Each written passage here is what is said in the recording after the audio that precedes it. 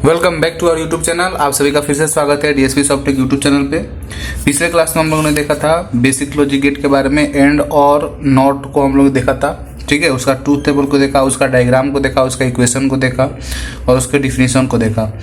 आज हम लोग बात करने वाले हैं, नेक्स्ट बढ़ते हैं यूनिवर्सल लॉजिक गेट, ठीक है। तो यूनिवर्सल लॉजिक गेट में सबसे पहला जो गेट आता है वो होता है क्या, नैंड गेट, ठीक है। नैंड गेट मतलब क्या, एन का मतलब कौन सी यहाँ पे, नॉट, ठीक है। तो मतलब क्या कि एंड गेट का अपोजिट, नॉट में क्या होता है, वो क्या कर देता है, नॉट में अपोजिट कर देता है, ठीक है। तो एंड गेट का अपोजिट कौन सा गेट हो जाएगा, नैंड गेट हो जाएगा, ठीक है। तो इसमें हम लोग कैसे इसका डायग्राम बनाएंगे और कैसे इसका ट्रूथ टेबल लिखेंगे, आइए देखते हैं। और इसका डिफिनीशन क्या होता है वो सब हम लोग एक एक करके देख रहे हैं, ठीक है। तो देखिए, सिंपल कुछ नहीं करना है, जिस तरह एंड गेट का हम डायग्राम बनाए थे सेम उसी प्रकार से इसमें भी हमको क्या बना देना है, इसका डायग्राम बना देना है, ठीक है। तो सबसे पहले हम क्या करेंगे, हम लोग एंड गेट बनाएंगे, ठीक है। तो एंड गेट पता है हम लोग कैसे बनता है, डी शेप में बनता है एंड गेट, ठीक है। एंड गेट बना दिए, यहाँ पे ए इनपुट दिए, यहाँ पर बी इनपुट दिए, ठीक है। अब यहाँ पे क्या कर रहा है, नॉट को लगा देना है। तो यहाँ पे हमें क्या लगा दिए, नॉट लगा दिए, ठीक है। और यहाँ से एक आउटपुट निकाल दिए, ठीक है। तो ये जो डायग्राम बना, ठीक है, ये हमारा नैंड गेट का बना, ठीक है। और इसको इक्वेशन में कैसे लिखेंगे, तो आउटपुट बराबर क्या हो जाएगा, ए डॉट बी तो होगा लेकिन उल्टा, तो बार लगा देंगे हम लोग, ठीक है। ये हो गया।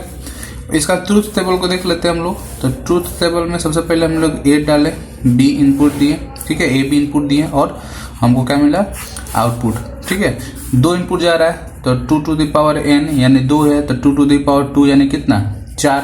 तो हम 4 यहाँ पे हम लोग दे सकते हैं इनपुट। एक बार क्या देंगे, एक बार 0 0, एक बार 0 1, एक बार 1 0, एक बार 1 और 1, ठीक है।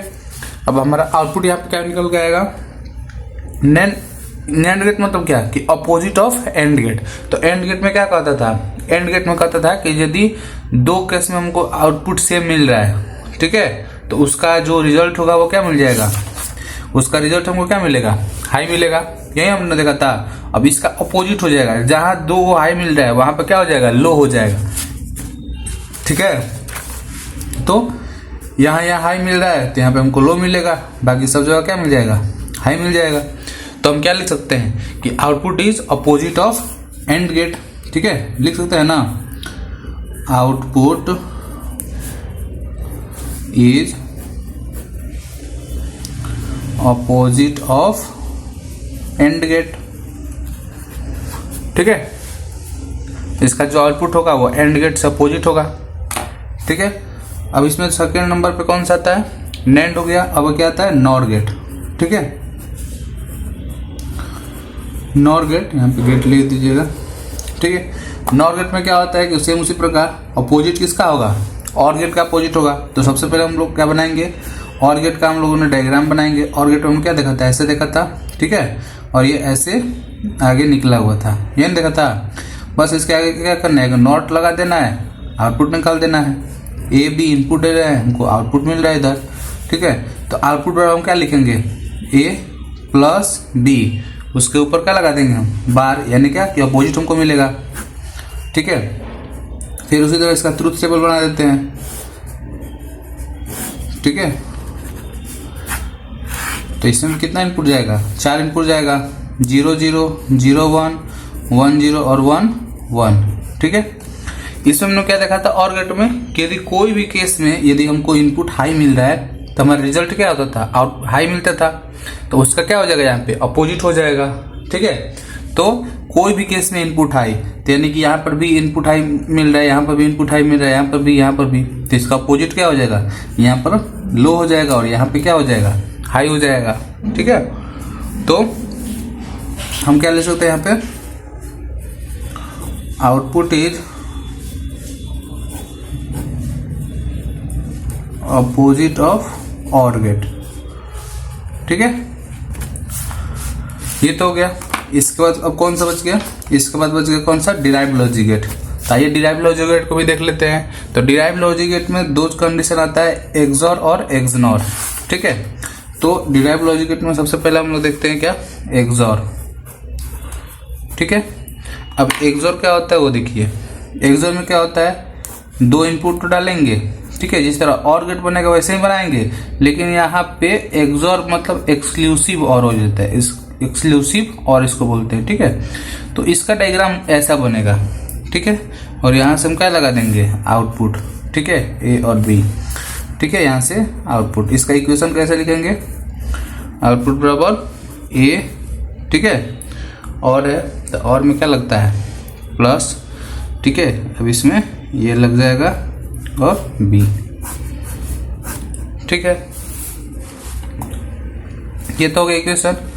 इसका ट्रूथ टेबल देख लेते हैं, ए और बी। ठीक, इसका आउटपुट देख लेते हैं इधर।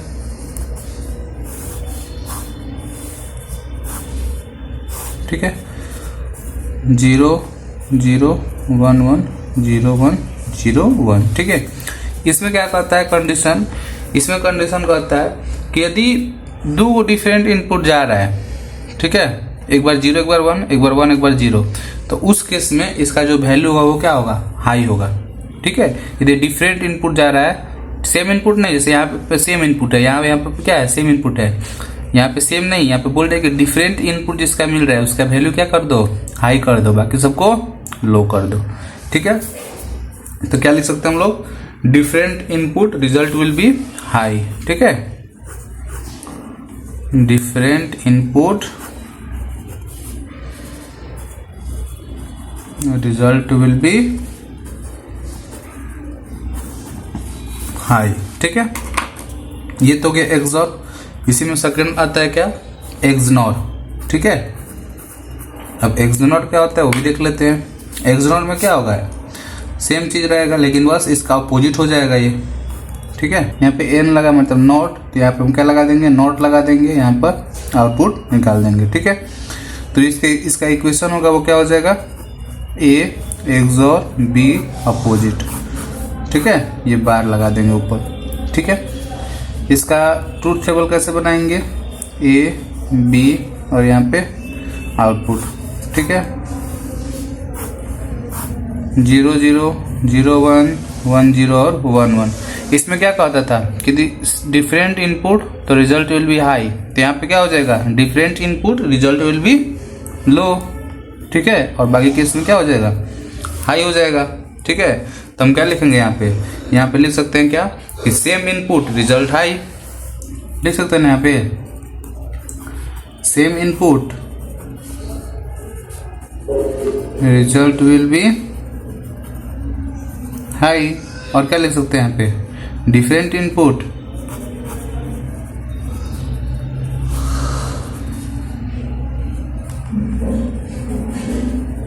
Result will be low. यहाँ पर भी लिख सकते हैं कि same input result will be high, result will be low. यहाँ पे एक और क्या लिख सकते हैं कि सेम इनपुट